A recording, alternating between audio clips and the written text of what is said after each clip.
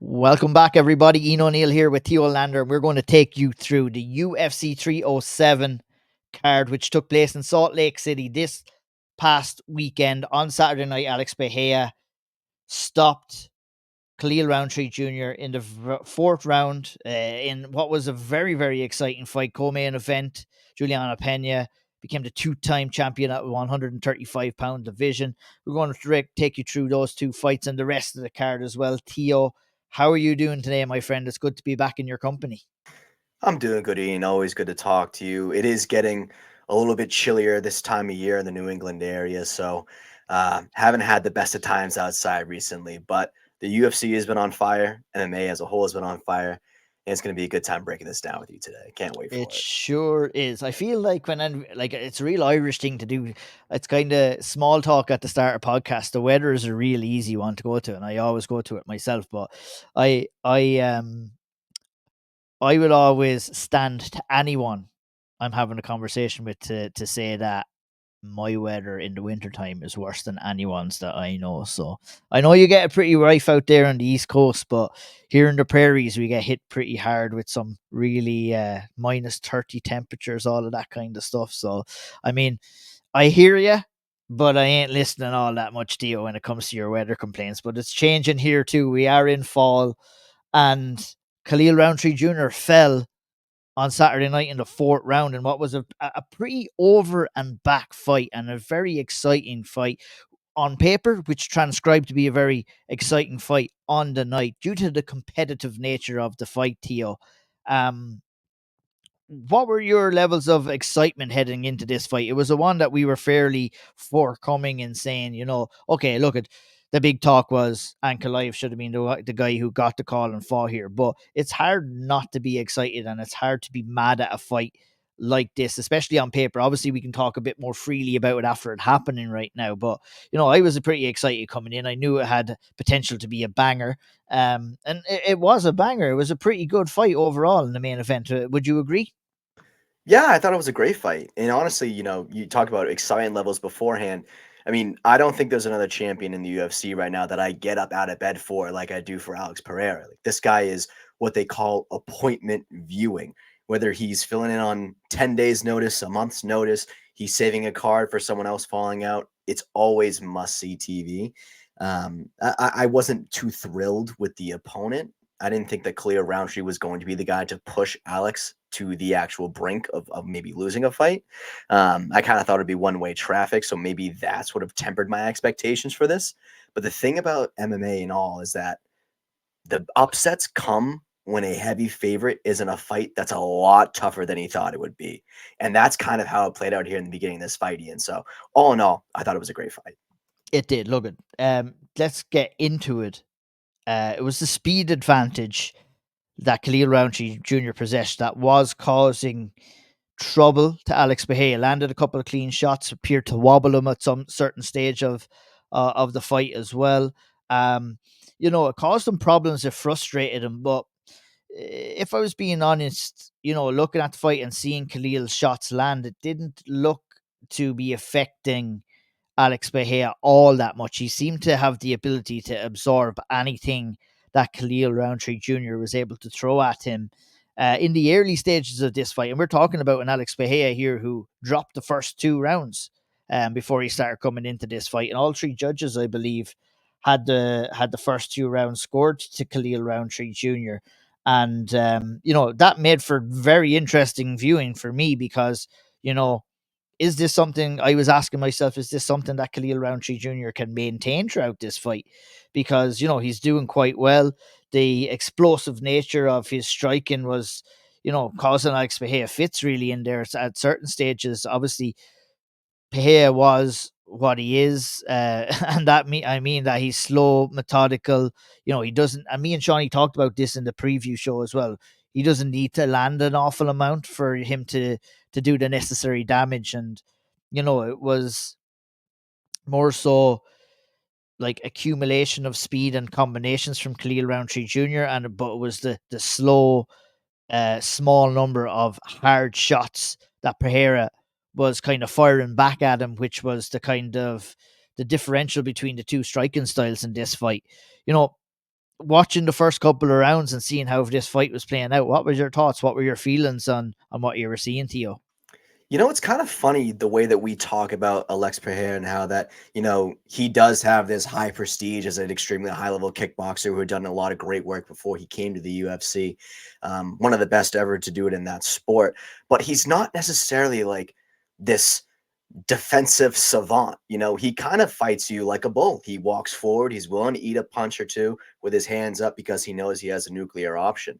So when you get a guy like Khalil Roundtree who's willing to go into the fire, who's willing to risk it all because he knows the urgency of this title fight, you kind of get the first 2 rounds that we got there, where Khalil's speed is enough to maybe surprise a guy like Alex who's not expecting too much out of him. I do agree with you that even the clean shots that Khalil was landing, I didn't think that they had that much of an effect on LX. Even when he sort of drops him in the second round with that shot coming around off the kick, where it actually looks like Khalil lands more with the wrist than anything else.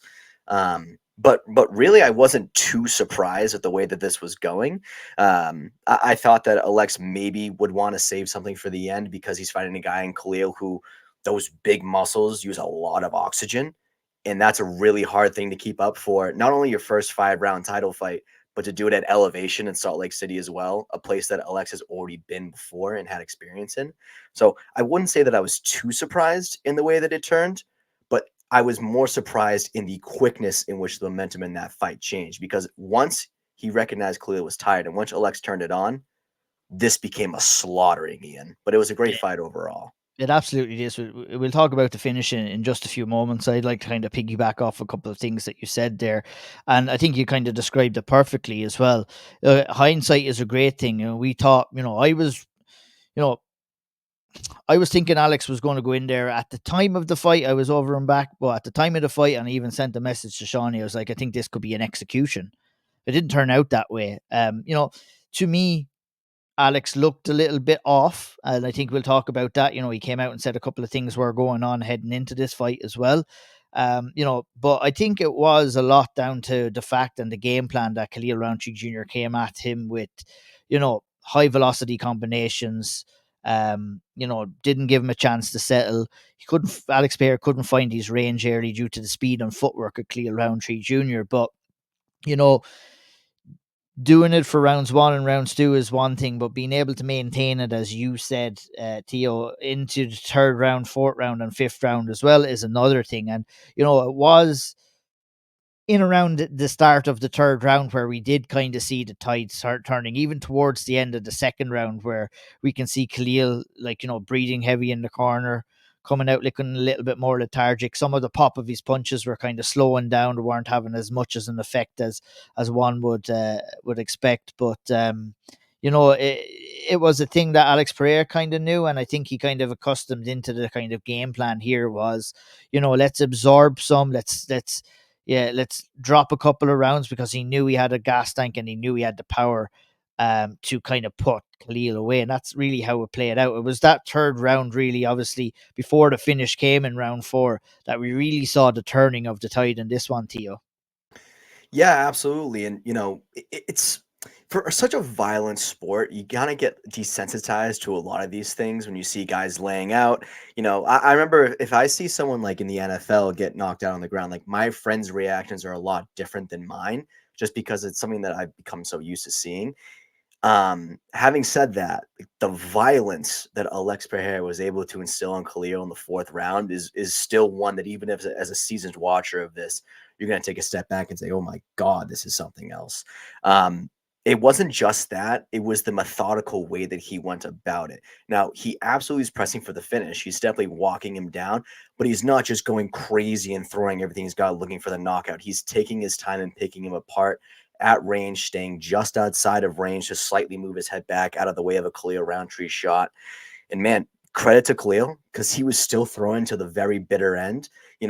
That's a moment where sometimes you get into a fight that you're done with, you've mentally already lost the fight, and you're just looking for a way out. And a guy like Alex Pereira is going to show you the door.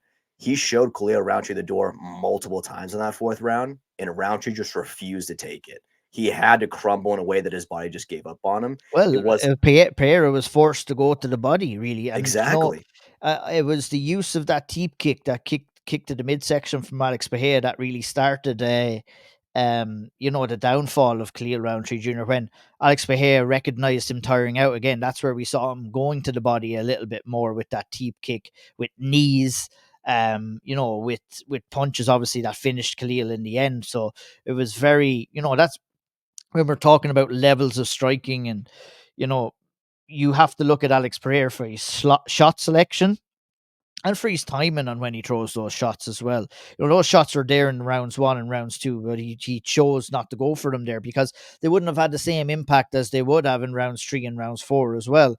So, that having that awareness, you can look good when you're throwing your strikes. Your strikes can land with power. You can set your strikes up, but also having that fight IQ of knowing, it was that Nick Diaz tactic where you're not putting 100% into all of your shots, but you're putting 100% into maybe 20-30% of your shots. Now, that's what we've seen. We've seen like that percentage raise and raise and raise and raise as close, into the round 3 and into round 4. And there came a stage where we did get to round 4 where there was 100% TO being put into every single shot that Alex Bahia was throwing. And, credit to Khalil Roundtree Jr. for his toughness and his heart here. You said he had 3 or 4 or 5 opportunities in round 4 and refused to stop. But it was those body shots that ate him alive, that forced the referee to stop. And it was just a tremendous performance here for Alex Bahia. And, maybe round off your thoughts on the finish itself. And we can talk a little bit about the aftermath and maybe what's next. What's scary about Alex Pereira is that there's a lot of guys who have power that is comparable to his. It's hard to really say who has the hardest punch in the UFC. I think right now it's this guy. Someone that might say somebody else, but that's really up for debate and really don't really actually know. The scary thing about a guy who has that kind of power is usually he's reckless enough that you're not going to be expecting a punch to come in on you. Might be a little bit unorthodox, and it's not something you can really prepare for. Alex Pereira is a guy who has the kickboxing prowess to have the patience and tactics to actually put it on you and put together shots where on the ends of combinations you're getting hit with the power hand. And most people's power hand is their backhand. For this guy, it's the one that he leads with. That lead hook, the check hook, the jab, all of those things are the hardest shots that he throws. So, I mean, really all in all to say that Alex Pereira exemplified in this finish what makes him dangerous. It's not the shots that you think are going to be the ones that will put you down from other fighters. With Alex Pereira, you have to worry about all of it, and he puts it together tremendously. Well, especially when you know that one can finish it, he has that one punch or that one shot knockout power too. And that's what probably surprised me the most out of anything in the fight was Khalil Roundtree Jr. took 52 of those headshots in the fight. And, obviously his face, he was wearing it a little bit at the end of the fight. So, but his ability to take those shots was very, very admirable for me, really admirable to see. Um, with Pereira, I think, I said he looked off, and he came out after the fight. He said dealt with a numerous amount of issues coming in here, visa issues. He had antibiotics for a fever. He had an injured rib, which we saw in. I think it was at the end of round 3 or maybe round 4 where Khalil Roundtree did clip him with a kick, and you saw the hands drop a little bit. He had a little bit of a reaction to it. He was also dealing with antibiotics for a throat infection and also an injured toe ligament as well. So what's that down to? I put that down to activity. He's been very active. Obviously, you pick up fevers. Your body is kind of probably a little bit drained and weary from cutting weight. Um, and I think the win is all that more impressive, obviously, after seeing all those things, Theo, because, we've seen active champions in the past falter against fights like this. And, going bringing in Khalil Roundtree Jr. and, with all the expectations, does he deserve this shot and everything like that? Well, those are the kind of the opponents that champions have lost to him before, where they've left their guard down and they've had other behind the scenes stuff going on. Look at Sean O'Malley and all the stuff he said he had going on and all of that. But Alex Pereira found a way and he got it done. I think, we have to kind of pay some credence to that level of a champion that we have too, a guy who's the superstar in the UFC right now, has been carrying cards, but all of those things cry out for me to him for him to take a bit of a rest, to sit on the sidelines for a couple of months and rest, recuperate, and prepare himself for the next challenge ahead. What do you think? Yeah, I mean, just to touch on the injury part that you mentioned there, he told the UFC ahead of time, or at least his team did, like, hey, we're gonna fly into Salt Lake and see if we can train or not. But there's a big chance we might pull the plug on this fight. And the UFC was ready to elevate Pennington Pena to the main event if that were to happen. So this is a very real case that this could actually go down. Obviously, it didn't happen like that, but I really think that that's more of a testament to the history and the career of Alex Pereira here, because he's been able to, obviously with the kickboxing career beforehand, his amateur career as well, a lot of fights in quick succession for many and many years. It means that he's learned how to fight with maybe your arm doesn't feel right today, or you have something wrong with your foot or something like that. He sort of learned how to succeed despite those things in his past, because I guarantee it's not the first time he's gone banged up into a fight. So all of that mixing together, it kind of just adds to the story of Alex Pereira and the legend of him right now. He's sort of this weird figure where you don't know where to place him all the time, because maybe he hasn't really fought the wrestlers thus far, but you look at all the title defenses and look at the names that he's beaten in the short amount of time he's done it. It's like, I don't know how to rate this guy, but it just sort of adds that mystique. He doesn't really speak English, so you don't really know what he's saying all the time. He's got these little phrases. He does the bow and arrow thing. He's just this almost mythical figure that you can't quite put your finger on. You can't categorize everything about that. All the question marks around him. It's why everyone loves him. It's why this performance was huge for his stock. So I can't wait to see him again. Yeah, me too. I look at it. It'd probably be Ankalaev and Rakic winner. I think, you know, 3 wins this year has him, for me, front runner to be the fighter of the year this year. I think there's a good argument for him to be that last year as well. But, I think we kind of take that kind of stuff for granted every now, that, we have an active champion. Look, we had it with Israel Adesanya. I got to give credit where credit is due. We have something similar with Alex Bahia, 3 title defenses now. Well, he won. But he won the title and then defended it twice this year? Or am I wrong with that? Or He won the title in November against Yuri in MSG. right, that's So, correct. and then he So yeah, defended it a couple times this year. Yes, three yeah. times. So yeah, there we go. That's activity in a nutshell, and I'm looking forward to the next one. You asked the questions. We're going to find out, obviously, if Ankalaev lives up to his end of the bargain and gets it Rakic out of there. But that's there's no guarantees there. But I, for one, I'm very, very, respectful of Alex Bay and what he's done. But I think now is the time. Let's put him on the sidelines. Let's let him heal up. Let's have him back out there again next summer. Moving on to the co-main event, Juliana Pena picked up a split decision win over Raquel Rocky Pennington. Controversy surrounded this one. Not the best fight. Fairly low quality from a skill set perspective. That was a mouthful, but I'm very curious to hear what your thoughts on this fight. We'll talk judging in a little bit, but break down the fight for me. Was it everything that you expected to be? I would imagine so, because I think we all thought this one was going to go long, and that's what ended up happening in the long run, Theo. It is exactly what I expected, which was not a great fight, with all due respect here. I think probably over 4.5 rounds was the easiest pick of the night on this fight. Neither of these fighters really known for finishing, but they're great in their own respects. Really close fight. I was surprised with the amount of people who were upset at the way that it went. I get the scorecards for Pennington, and even I had sort of given her the edge in real time. But I really wasn't that blown away when Juliana Pena took it away, because, I felt like Pennington sort of left a lot out there for the judges to leave up for interpretation. So when you have that low output of a fight, you can't really be mad when it goes against you. On rewatch, on the second watch, I really thought that it all just came down in the first round, which I just barely gave to Pena. But I mean, there's a couple toss-up rounds in there that could have gone either way. It really, it just was a nothing. It was a big nothing burger, to be honest When with you're you. looking back at that round one, Theo, what would be some of the defining moments in that first round that would see you giving it to Pena? I just thought that she landed the more effective strikes. Like, it wasn't really like a round where there was a ton of like big moments. Nothing I can think off the top of my head, because I don't have my notes in front of me.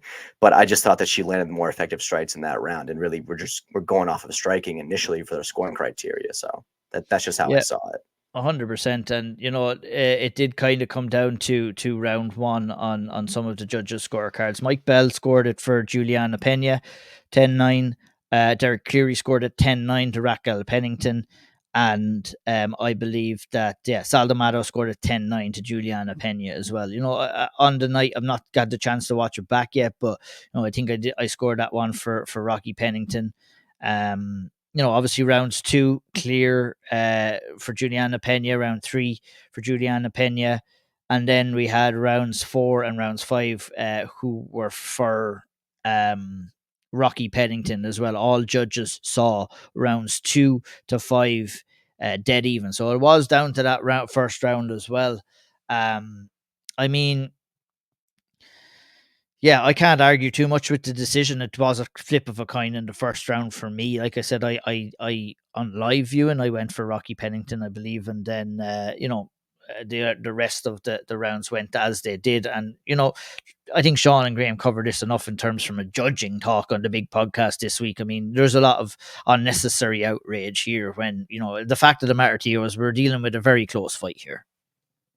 We are, and we're also dealing with people who have like parlays running on this stuff. I feel like the outrage has only gotten worse since the introduction of sports gambling as a whole. But yeah, I didn't understand the outrage as a whole from it.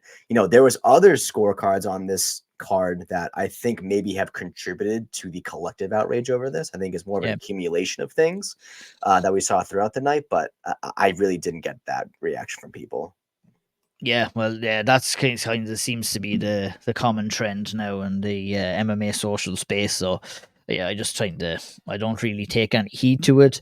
It's unfortunate, because I think this part of mixed martial arts is important to understand, but it seems to have gotten a hell of a lot worse since betting came into play, and you know look, we all would like to have a few quid down on a fight here or there, but you can't let that skew your opinion on what way it goes. And it kind of leads us right into the next fight too, with Jose Aldo and Mario Bautista. A little bit of Theo, if anyone is not watching the video, is wheeling away from his microphone in horror here and shaking his head, almost hiding behind this conversation that's going to take place. He's not happy, I would say, with the end scorecards here. This kind of created a little bit of the debate on Saturday night in the group, Theo. Some of us thought Batista did enough to do it. I personally thought Aldo had done enough to win the fight myself. In the end, the judges scored it to Mario Batista via split decision, and he was deemed the winner here. What was your thoughts on the fight and on the scorecards itself? We do this thing where we're trying our best to be impartial and be unbiased. So I'm going to do that right now, and I'm just going to tell you that when I watched it in real time, I was furious because I'm the biggest Jose Aldo fan ever. And so when it didn't go his way again against another wrestler at altitude, I was very upset. I didn't tweet anything. I didn't say anything in the group chat because I knew that I'm probably feeling a little bit too emotional about this. So I want to rewatch it. So I did myself the service of rewatching it the next day with a fresh set of eyes and just seeing the rounds. And I still feel the same way. Although I do think that there's more of a case for Bautista winning that third round than I had thought. That the striking exchanges to begin and then to end the round, which I feel like was the first like minute and the last minute, it was something like that. And then they spent, of course, the middle part really just clinched up against the fence, not doing much of all. I thought Aldo was doing the far better work, with the jabs. I thought he was checking the leg kicks as well, Bautista, which is something I don't think he was getting credit for either. Yeah, but it really, my issue with this, the conclusion I came to at the end of it was this loss isn't on anyone but Jose Aldo. Jose Aldo has No, got to I get would off ar- the fence. He's got I to would get off the fence. If I he's would if he's argue able to get off the fence, he doesn't lose this fight. That's true. the only reason he lost this fight. I would argue that this loss is down to the UFC matchmakers, to be honest, for putting Jose Aldo in a situation like Also this. But true. I can't argue with what you're saying there in terms of Jose does need to kind of make more of an effort. But at the end of the day, it is a neutral position. The referee might need to do a little bit better in those positions as well. I mean, um, Jose Aldo is in a situation is that if he explodes or he tries to get out of that position, he might lead himself into a worse position. So, it's similar enough to holding guard and when you're in you're being mounted or whatever like that. You got to go for the safety position first. But I look back at the third round. I still feel that just Jose had done enough. Like you said, the first minute, last minute, very effective shots there, and what I don't feel Batista did enough in between to catch up, or I think he did enough in between to catch up at the start of the round, but how the end of the round finished, I thought, Jose just about taking it. But I mean, I'm not going to be like crying from the rooftop tops here about the decision going to Batista. I think it's a shame, and me and Sean talked about this fight in terms of what the fuck are the UFC doing here? You know what I mean? What are they doing with a guy like Jose Aldo, putting him in a fight like this, putting him in a position like this? You're putting him in against a high output, forward moving fighter at Salt Lake City, which is at altitude. And you want to give out about the judges and you want to do all of this after the fact, but you know what I mean? You put Jose in this situation and you reap what you sow sometimes.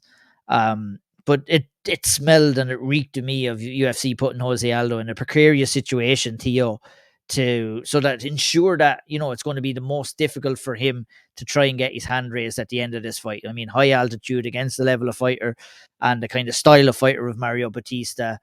It was a recipe for disaster for Jose Aldo, wasn't it? I've been on good behavior. I haven't gotten fanatical. So I think I've earned the right to do so for like 30 seconds here. Go for it. The UFC hosed Jose Aldo here. That's terrible. To give him the fight against Merab Dvalishvili in Salt Lake City when he was on the cusp of a title shot, and instead it went to TJ Dillashaw, who had a bad shoulder and knew he couldn't be competitive in that fight, which was selfish in its own right, and then send him off on his retirement in that way, to then bring him back in Rio, with all due respect, but against a guy in Jonathan Martinez that you want to build a name off of Jose Aldo with. Disrespectful to a guy who dominated your featherweight division, has only been good for PRs, only been a nice guy who's gotten in no legal trouble. That's how you pay off a guy like that. And in return, what they do after that is they put him again at altitude against a guy in Mario Batista, who, like you said, is a high output guy who's going to walk forward. Nobody leading into this fight thought that he was going to be able to hang on the feet with Jose Aldo in distance. Nobody thought that. And that's when we saw the fight play on the way that it did. It's not a surprise he's going to hold him against the cage. So I understand the UFC maybe want to build a name again off of Jose Aldo, but instead what you've done is villainize Mario Batista to the audience. How many hate tweets have you seen about Mario Batista today saying, oh, next fight for Mario Batista is going to be Francis Ngannou or Pereira or something like that? Like, it's just what they've done is they've sort of just shot themselves in the foot here by making this matchup. So that's all I'm going to leave it at there. I thought it was a bad decision. I don't really hate the decision, to be honest with you, but I still thought Jose won it. And the UFC shouldn't have put him in this spot to begin with. He should have fought Dom Cruz. He should have fought Corey Sandhagen. Could have fought O'Malley. Could have waited for that. Not Mario Batista. Yep, I couldn't disagree with much of what you said there, to be honest. And UFC is going to UFC from time to time, and that left a bad taste in my mouth before the fight happened. And close fight, nobody comes out really a true winner. And yeah, the UFC, they're not left with egg in their face. I was going to go with that, but I mean, look, Batista got the win and move him on. What do we do with Jose from here? Yeah, you got to stick him in with the likes of Cruz. You got to stick him in, with some fun fights. Stick him in against a guy who's not trying to stall against the cage for large portions of the Look, this is what the accumulation of what happened in the fight was. Batista started well. He did the Khalil Roundtree Jr. Output, output, output, output. But the problem with Batista is that he found out is that Jose Aldo was able to kind of figure that style out, counter it, and then Batista started getting tired. And that's where we started seeing him closing the distance, clinching up against the cage, because he didn't have the durability on the feet, or he didn't have the capability to kind of maintain what he started. And he started well. I mean, in round one, I thought he did quite well to land a lot of shots with his speed and with his combinations. But Jose Aldo is a wily old veteran. He was timing that. He was using his jab very well in rounds two. And it's disappointing to see, but we'll have to move on regardless. And hopefully we want to see fun fights from here on in with Jose Aldo, please. I want to see him against Sean O'Malley. Forget rankings, forget anything else. That's a fun fight against two guys who don't want to go against grapplers. Fine, here's your wish. Both of you go at it. I Don't want to hate see it. those styles clash. I don't hate it. I do not hate that one whatsoever. I can't imagine Sean O'Malley would even entertain that idea, but I would. I definitely would, and I know you would as well. Kevin Holland versus Roman Dolidze in the middleweight division. Interesting fight here, but uh, it's the classic case here. Look at it. I'm going to go for it here, Theo. It's the classic case here with Kevin Holland. I mean, always a good hammer, never a good nail. You know what I mean? And started off well, but as soon as this fight hit the mat, I thought, I was screaming at the TV to what was Roman Dolidze doing at the start of this fight, even entertaining trading with somebody like Kevin Holland. As soon as he got the fight down, imposed his will, Kevin Holland threw the towel in. He got hurt. He made everybody aware that he was hurt, and didn't fight through. Where many other fighters would have fought through, and because he probably knew where the fight was going to go, and that was Dolidze taking him down whenever he wanted to take him down, and call him what you want, but it was a smart decision maybe from his end not to take more damage, but fight wasn't going his way, and I don't want to say he took the easy way out, but he kind of took the easy way out. I mean, listen, I really want to join you on this venture and come on here and say everything about Kevin Holland, but it's so easy for me sitting here in this chair in my room to do that. That you know, I can't really judge someone for taking that option if that is indeed what happened in there. We don't really know the extent of the rib injury. We don't really know all these things, but for what it's worth, that fight was not going Kevin Holland's way Yeah, whatsoever. but you say you're kind of eking towards that it may not possibly be an injury. It was clearly an injury, and Kevin Definitely Holland said was. it in the corner. And right, I would argue with that fact. Okay, right, he pulled out. He didn't say those words, right, that he wanted to pull out, but he never said for 1 second that he wanted to continue either. You know what I mean? You know, Yeah. like you to get a certain level, you have to be willing to die in there, no matter if your arm, if your leg is hanging off. You know what I mean? You have to want to continue on, and it seems I'm nitpicking here a little bit at Kevin Holland. Like, I mean, you don't want a bad injury to turn into a more serious injury, but we've seen fighters in the past, fight through a hell of a lot worse. We could talk about Alex Bahia, who probably fought that full fight with a similar injury than what Kevin Holland picked up. Now we don't know the extent of it. It appeared that his rib popped, but he didn't make any secret about it, and I think he saw an avenue to escape what was going to happen if that fight had continued on. And now it becomes a doctor stoppage, as opposed to maybe a TKO or submission stoppage. Am I being too harsh? Feel free No, to push back. I don't think you're being too harsh here. To be fully honest with you, I just don't feel like I have enough information to say whether or not I feel one way or the other. I'm a little bit undecided on the way that this fight ended. But what I will say was, even before this all happened, my opinion on Kevin Holland was he is a guy who I think is more concerned with his image than his actual legacy as a fighter. I think when Kevin Holland is the type of guy, when the tough gets going, you'll see him get distracted in fights. He'll just Mm. start to not really focus or try to get up from positions and just start talking, try to get viral moments. Remember when he had that fight at the Apex, he was just talking to Khabib, like, how do I wrestle? Like, that's the type of guy that I think Kevin Holland is. So having all of that information in the You seem to have background, a reluctance to express the reality of the situation here. what I I, I, think I is I if don't I'm mind. looking I at don't know. all of that, Yeah, I can don't I? blame you for saying that. Yeah, but like, I'm like, what part of someone pointing to his rib at the end of the round, clearly for everybody to see, and then going back and saying my rib. Because we I mean, don't know how serious it is, and we don't know like the things that happen too when you break rib, like it can puncture a lung, like you don't know what's really going through his mind of how badly am I hurt here, and like that stuff too as well. Like when you get your wind taken out of you, you start to shut down, like you're freaking out. You're in the middle of this fight in an well, arena. if he had Like a broken rib, he wouldn't be able to move. I know that. right. Well, I You mean, know, adrenaline and stuff like that. If you have a crack in the rib, these things are all for running through sure, your head in real time when you're in the middle of a fist fight. Like there's for sure. crazy chemicals going on in your brain at the time where I really try to give these guys the absolute most benefit of the doubt.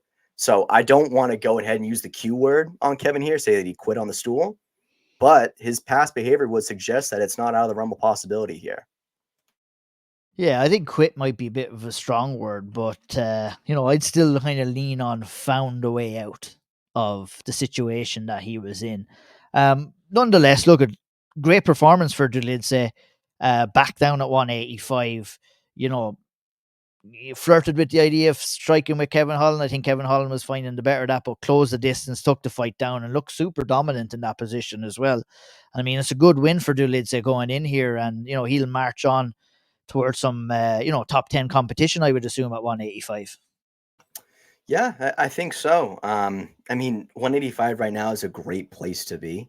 There's a lot of top level fights there. I don't know really who out of the top is going to want to go down because I don't think Delidze is like the sexy fight right now. So I think he might have a tough time actually getting good quality matchups towards the top at this point because I think you sort of have that carousel of Israel, DDP, and Strickland who all kind of want to get back at each other. So it's going to be hard for him to break into that mix specifically, but on the up and up for Delete, no doubt. Is there any? I know you said you're struggling to think of names. Would anyone tickle your fancy in that division right now? I mean, we've got a couple of contenders there. I think, the likes of a Marvin Vittori, maybe a Brendan Allen or somebody like that. You could have him come in. Obviously, Brendan Allen is coming off of a loss, but he's high up in the rankings. You want to take people's spots, and I feel that, to be honest, Brendan Allen's spot is kind of there to be taken if he's ahead of Roman. Yeah. You know. Yeah, I also think that we have another great matchup coming on later the month with Chimaev and Whitaker. Mm. I think the winner of that fight kind of gets thrown into the title mix. So let's say loser of that fight, maybe if you want to move up, you take one of those guys on. But I think Brandon Allen's a great shot as well. Yeah, interesting to see what happens in there. Good win for Roman Dolidze. He's been flirting, been up at 205, back down at 185. I think he looks good. He looks strong there. I think that's where he should stay. Looking good and looking strong was what Kayla Harrison looked in their fight against Holly Holm, but not so much against Caitlin Vieira in the 135-pound division. Kind of labored her way towards a unanimous decision without ever being in too much trouble. But some red flags were shown for Kayla Harrison in this fight, I believe. For me, how I can kind of describe Kayla Harrison's move down to 135 is me and Sean talked about this, verbatim when she decided to make that move, how cutting weight was going to affect her. And look, she got down and she looked real good against Holly Holm. Now she's had to get down again. Will she have to get down again in another couple of months? Okay, getting down to 135 when you're as big as Kayla Harrison is hard to do. But maintaining it, I think, is even harder. And that's the big question I had coming into this fight is that, yes, she looked good against Holly Holm, but can she maintain that level of ferocity against a good fighter in Ketlin Vieira? I mean, she's fighting number 2 in the division here. So, I mean, it was never going to be an easy out, but we saw some glaring holes in her striking. She wasn't really as dominant as she would hope, I would imagine, in the grappling departments. A good couple of good trips, but it wasn't really a performance that would have you clamoring or really excited about what's next for Kayla Harrison, really. And that's a super harsh assessment there. Yeah, well, I mean, really, I think the main thing about this is the weight cut to 135. Kayla Harrison can make that weight cut, but it's sort of one of those things where it's like, just because you can doesn't mean that you should. Mm-hmm. How much of that is really taken away from her performance? It's hard to know. We do know that when she gets on the scale, she looks like death. Like she just looks like a totally different person. Her face totally changes. But and now, of course, I don't know if you saw the headlines coming out today, but she had a bleeding issue during the week leading up to the fight, which you would have to assume is related to the cut. She urinating blood, like all these crazy things. So she didn't know if she'd actually be able Jeez, to be in the fight, which kind that's of not good. explains the performance that we saw a little bit. Now, regardless of your physical standing and how good of a health condition you're in heading into the octagon, I don't think being so off balance that you're falling over yourself in the striking exchanges is the reason for that. And I'm a bit surprised that someone with the judo prowess that Kayla Harrison possesses has that poor balance in those moments.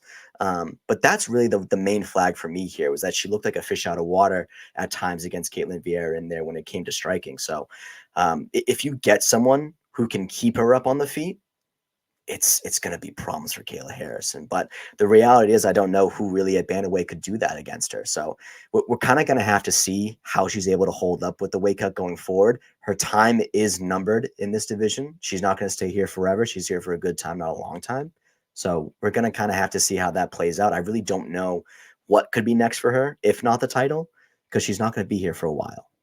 I think the setting for her on Saturday night was obviously with the other title fight happening on the card. You know, we were talking about it, and a lot of people were looking at this fight being the kind of palate cleanser for the title fight, and you know, it was set to build excitement for Kayla to take on the winner, but it kind of worked in the opposite way. And I don't know whether Kayla fought that way for a reason. Like, did she fight with the pressure of knowing that she has to perform and know that she has to be entertaining and everything like that? And, you know, it kind of felt that way to me. And, you know, why are you on balance when you're throwing your shots? So because you're rushing it, you know, you're forcing those movements rather than allowing it to happen. Like, you know what I mean? Find the shots. You know, you have to go and you have to find the shots. You can't force the shots. So that's why I feel that she was kind of forcing it a little bit too much against Caitlin Vieira. It was like, who's big in her own right. She looked big in there in comparison to Kayla as well. Like, you know, and Kayla looked obviously huge for that weight class as well. But worrying signs here in that she had some difficulties, didn't map out all there, but nonetheless, she has to be next for the title shot to you. Yeah, I mean, she does, unless, the Lioness Maybe. comes back in the title picture, she's Yeah. always there. And Juliana Pena no-sold her. I was shocked by that. Well, I guess I Yeah. shouldn't be shocked in Juliana Yeah. Pena no-selling. But the fact that they went side by side while Kayla's still in the back, I feel like it's very obvious the UFC wants that next. Yeah, And but the UFC, if you really wanted, you know, what do? You bring Kayla out into the octagon. I thought it was a missed right. opportunity there. Right, which it's kind of weird that she was in the back now that you mention it. Why was Mm. she in the back? Maybe it's related to some health stuff. I mean, the fight wasn't necessarily too damage inducing, but like we talked about earlier, she wasn't feeling the best coming into this, so maybe it's related to that. I'm really not sure why they didn't bring her out, but an all in all weird moment to just have Kayla Harrison covering half of your screen and then Juliana Payne is just talking about Amanda Nunes for some reason. So I don't know. I think honestly that could play into the matchup and the build up to the fight, and it could be for a fun build up. But I think she has to just be next for the title by default. You think Nunes comes back for Pena? For Pena, I don't know. You think If she comes Kayla back for Kayla? if Yeah. Kayla Harrison has that belt, I think she does it. I think she Yeah. does it. And I think honestly that the real problem is that Kayla isn't going to want to be at 135 for that long. So if she's going to capitalize on her title reign, however long that could be, possibly, however long her body's going to hold up for, they're going to want to get Amanda Nunes out of the way for that. So I think that'd be like the first defense she would have if she were to beat Pena. Yeah, for sure. Joaquin Buckley took on Stephen Wonderboy Thompson in the prelims headliner, 170-pound division. It was a right hook that sealed the deal in the third round. A fight that Joaquin Buckley was losing right up until he won. Down 2 rounds, coming into the third, needed a finish, and that's exactly what he got, Theo. Um, Tell us your perspective on how you thought this fight was playing out before we saw the finish. Man, I felt so good about picking Stephen Thompson as an underdog in this fight. I felt so good about it. And as the fight went on, I felt even better about it. I was thinking of a revenge text I was going to send to Sean Sheehan, who disagreed with me. I had it all planned out. And actually, my friend called me because he wanted to talk to me about the fights that were happening. He calls me. I look down to pick up my phone. I look up and Stephen Thompson's out cold. And I was like, what happened? And I looked at the So replay. basically, it's your fault. It's your fault that you got I knocked out. broke You focus looked for away. 1 second. It's my fault. Come Yes. on, man. But yeah, Joaquin Buckley in that moment to sort of switch stances and plant both feet into the leaping hook, that's nasty stuff. That's tremendous. And I think what can't be ignored about this overall is not just the advancements that Joaquin Buckley's made, obviously, in the octagon. He's one of those guys that looks better every time we've seen him. But the wherewithal to have the call of Usman afterwards on the mic, as opposed to Conor McGregor in his last one, which has been dubbed the worst call out in the history of the company. Much What better this time. Buckley's starting to get it here. He's starting to get on board with the academics. So I feel like this is a tremendous win for him. He's going to be ranked now. I believe Stephen Thompson's around like 8 or 9 in the rankings. So he's going to be bumping up a little bit more. And this justifies him fighting guys maybe towards the top 5, maybe even an Ian Gary on the horizon. Who knows? But all in all, fantastic stuff for New Mansa. Yeah, an Ian Gary fight is definitely more, more kind of, what's the word I'm looking for here? I think we could see that fight a hell of a lot more. I can see it happening a hell of a lot more than I did before this one. Look at the shot, the loop in overhand right that he landed was something that Buckley was trying to land throughout this fight. The difference between him landing it and the difference between him not landing it was that octagon control, was that footwork, was being able to move Stephen Wonderboy Thompson past that threshold up against the cage where he couldn't use his footwork to get out of the way of those big shots. And I thought that was an excellent adjustment by Joaquin Buckley. Not so much good cornering coming from Stephen Wonderboy's side. His dad telling him to go out and fire in round 3 after winning the first 2 rounds, not the smartest move in the book. I think if you're Wonderboy Thompson there ain't nothing wrong with maintaining what you have.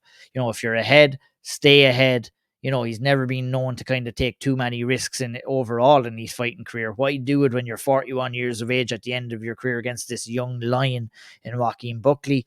It'll be a decision that they both look back on and will realize that it was a mistake and it was some misadvice there from Stephen Wonderboy's dad. But it's every dog has their day, and Wonderboy doesn't have the ability anymore to take the shots like he used to, and that happens to everybody. I think if he can take some positives out of the fact that he didn't go in there and get destroyed. He got caught, he got knocked out, but he won the first 2 rounds, and it's back to the drawing board for Wonderboy Thompson. But I mean, there's not too much left for him.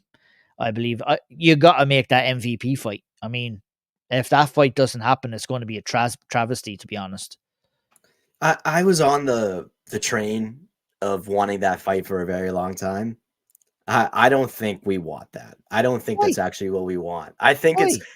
I think it's gonna be a really boring fight, to be honest with Yeah, you. but it's high level. You just accept it for what it is, and it's too high level. That's a striking chess match. Now, Yeah. I wouldn't watch 5 or 6 of those kind of fights in a row, but that's one is like those 2 guys are going to be setting traps for one another, and there's going to be like flashes of excellence in it. But yeah, I do agree with you. It will probably to the masses be a boring, very technical fight. But I do watch, like, I enjoy watching a little bit of a technical fight that doesn't have the same amount of output that 2 boys going in trying to knock the heads off one another. But I want to see it.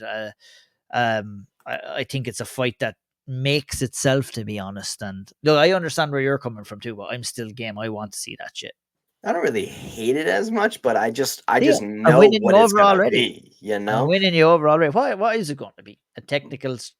It's just gonna be very low output. Like, I love both. I've been wanting MVP to be in the UFC forever, and so I was excited not only when he got in, but he got to fight Ian Gary as well. Like, that makes me happy. That's exactly what I wanted. But the same with MVP is true with Stephen Thompson. Like, they have to fight a certain style of fighter for them to actually be in these entertaining bouts. Otherwise, if they're allowed to fight their fight, which they would both be happy to let each other have the open range, it's not going to be fireworks. So I'm fine with it. I just want us to temper our expectations going into it and Oh well, understand what this is. yeah, I'm like I don't want, like I said, I don't want both of those guys to go in because I think this is going to be a slugfest. Both guys are going to be beaten. I think you're talking about 2 of the most technical strikers that we've seen in mixed martial arts facing off against one another, and it's just going to be a chess match on the feet. And I enjoy those for what they are from time to time, and that's one I definitely want to see. But I digress, and we'll agree to disagree on that one. The judges agreed to disagree on the next fight in the 115-pound division. Ishmander Shindo, Marina Rodriguez fought to a split decision. The judges were split on this. Were you split when you saw the judges' scorecards. I thought it was the correct decision. I thought Ishimanda Shindo just a little bit better on the feet, just a little bit better in the grappling department, and just did enough for her to take the win in this fight, Theo. Yeah, I saw it the same way. I thought she won the fight. Interesting what she was doing with the chin on Marina Rodriguez's face, like sort Yeah, of grinding yeah, it onto her. yeah. That's a bit grimy in my opinion, and I don't know if I love that. It's a bit UFC one of her to do If that. you ain't cheating, you ain't trying, Theo. It's That's what they true say. because they're not going to call shit. So if you're a coach, tell your fighter to cheat because there's no penalty for it. Yeah, Um, exactly. but really, this sort of is a running theme with a lot of this card. Marina Rodriguez has no one to blame but herself. It's a sort of a trend in her last couple of fights where like she has the championship ability, she has that championship talent, she has the power to go out there and take over these fights, and she just doesn't. She lets the fight come to her a little bit too much. She's a little bit too reserved in her own right. So that's kind of how I saw this one going out. Although I did think she had a chance to take it on the scorecards at the end, especially given how the judging has been on that night. But no, I thought it was the right decision all around. 100%. Alexander Hernandez, Austin Hubbard also fought to a split decision on the night. What did you think of that fight? 30-27 Hubbard, go ahead. I mean, Yeah, this is another one of those, but that was a crazy card. crazy card. I always love to see a 30-27 going the opposite way. But yeah, good win for Hernandez. I'm happy to see him back in that good spot. Yeah, lightweight seems to suit him a hell of a lot better than featherweight because he doesn't, he does tire, but he doesn't kind of gas out altogether where it takes away from his performance. But it was a typical Alexander Hernandez fight. Started strong, looked great, started to fade, and made labored effort towards the end of the fight, which almost saw him being pipped to the decision that he never should have been. Really, wasn't it? Yeah, I mean, it was a typical Alex Hernandez performance, but I mean, it's sort of what you sign up for. He's definitely way better at 155 than 145. He looks a lot less depleted at 155. It's where he kind of started out. I thought he should have just never gone down to 145, but I mean, this is sort of thing that happens when you go on losing streaks, right? But yeah, great win for him here. I think he's going to go up and up near next. Um, there was you talked about UFC one and Cesar Almeida versus Ihor Poteria definitely played out like it was a UFC one fight. The referee did not call any fouls. We had 3 eye pokes, 4 eye pokes, a low blow, and the referee was just, "Let's go, guys, let's go. No stopping, no warnings, even no points taken." He just made a real hash of this fight. It's sad, you know, maybe it tells the test of kind of, how this fight was, is that the main topic is how bad the ref was in this fight. But, Cesar Almeida did get the win by unanimous decision. But I do feel bad for Ihor Poteria, who did have to take an insane amount of illegal shots. It definitely throws you off when you're trying to perform inside the octagon, Theo. Yeah, I mean, 5, not just little eye pokes, like blatant eye Yeah. pokes that you could all see from anywhere you're sitting in the arena or at home. Also a low blow, nothing happened. And it was almost like the referee was mad at Ihor for it. It was crazy. Now, Ian, I need you for this next part to just bear with me for a second. Isn't it funny that throughout the entire time we've been exposed to Dana White, for the many decades he's been part of the UFC, he's never pulled punches when it comes to referees. He's never gone out there and not said what's on his mind if he thinks the referee really screwed up a fight. Oh, this guy's dangerous. He's bad for the sport. He doesn't know what he's watching, all this stuff. He really, the media had to really force it out of him in the post-fight press conference here. Isn't that interesting? Now, this fight's happening in Salt Lake City, Utah. Why is it in Salt Lake City, Utah? I'll tell you, it's not because there's a massive combat sports fan base waiting to be birthed there. It's because the local tourism board, the local state government has paid a site fee for the UFC to be there. Yep. They also are responsible for the judges and the referees who will fill out the card. Now, the UFC will bring in a Mark Goddard, a Herb Dean, the guys that we're familiar with seeing. But really, the majority of the undercard is filled up with guys who are from the local regional scene who, are certified or on their way up, have gotten a couple of good experiences along the way, but they're really not ready for the moment, some of them. And this is what that was. Why was Dana White not so adamant about how awful this guy was? Why do they have to pull it out of him? It's because there's a conflict of money interest there. It's because he can't really say what he would have said. If this was in Nevada, if someone from the Nevada State Athletic Commission did that, it's a What would he? lot different. What would he say to you? What would he say? This guy's a fucking goof. That's what he would have said. He would have said something along that. He would have called him, if he's 40 years old, he would have called him kid. He would have done all the classic Dana White playbooks. He would have ran the football, all that stuff. But it happened in Salt Lake City. So Dana didn't say anything unless he was directly asked about it. And even then, it was a softball in terms of how far Dana White usually goes on these guys. That's all I want to say about that.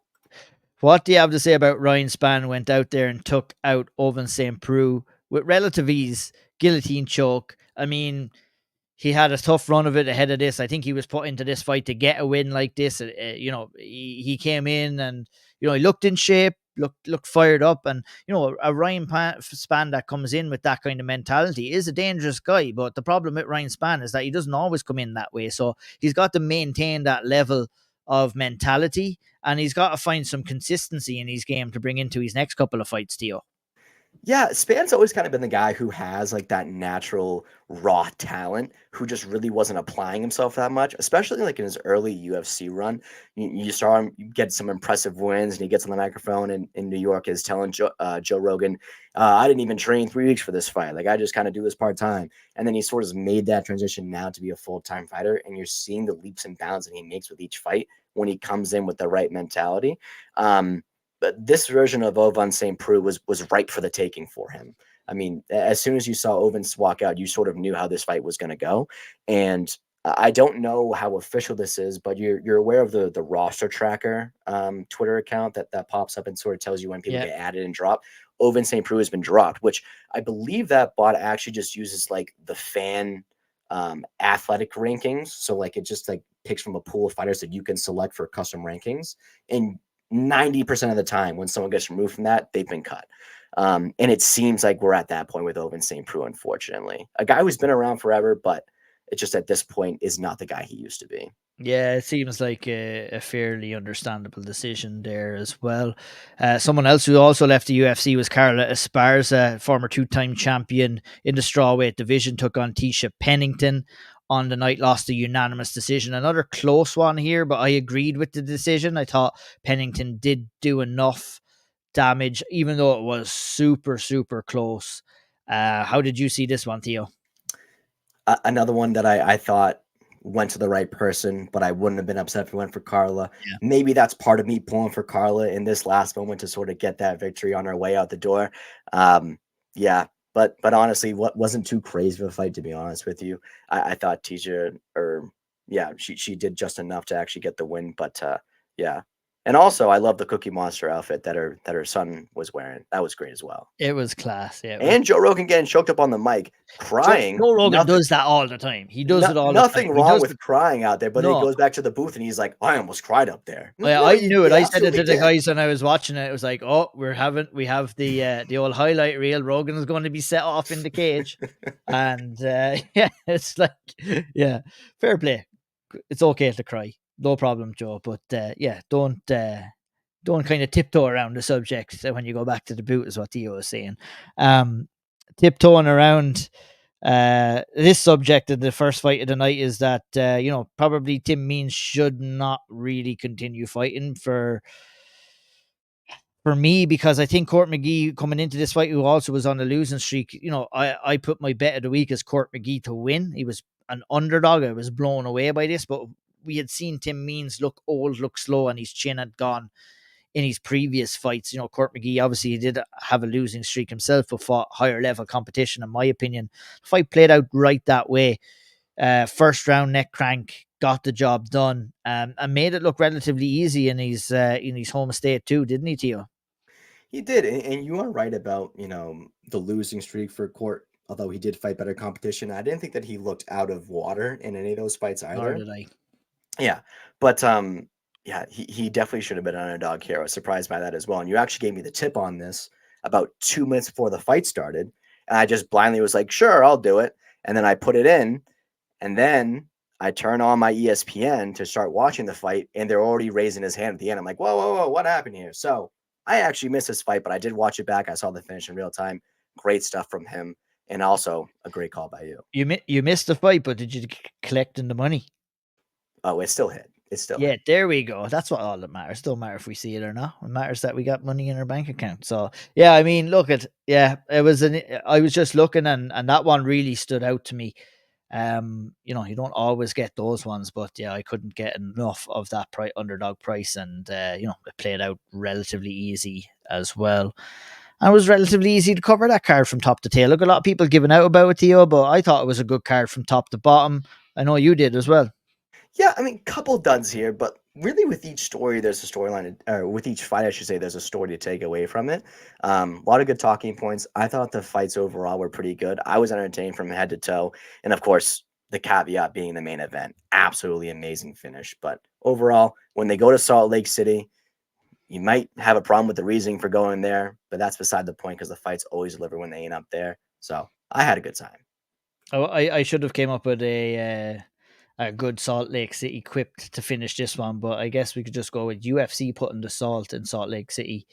You know, maybe the judges putting the salt in some of the action on tonight. I'm going to stop. That was the I can't 307. I can't take Theo it. is I'm shaking his head. sorry. He is going to leave this stream right now if I continue to dig a hole for myself. Thanks for listening, everybody. We'll be back next week to break down some of the UFC fights. I think it's Tiara versus Roy Val. You know, an action-packed October coming up. We'll be bringing you coverage of all of the UFC cards. We'll be down in Edmonton myself to cover that card live as well. Looking forward to bringing you some content there as well. Until next week, see you all. We'll see you later on in the week for the preview ahead of this weekend's UFC card. For Theo Lander, Ian O'Neill, take care.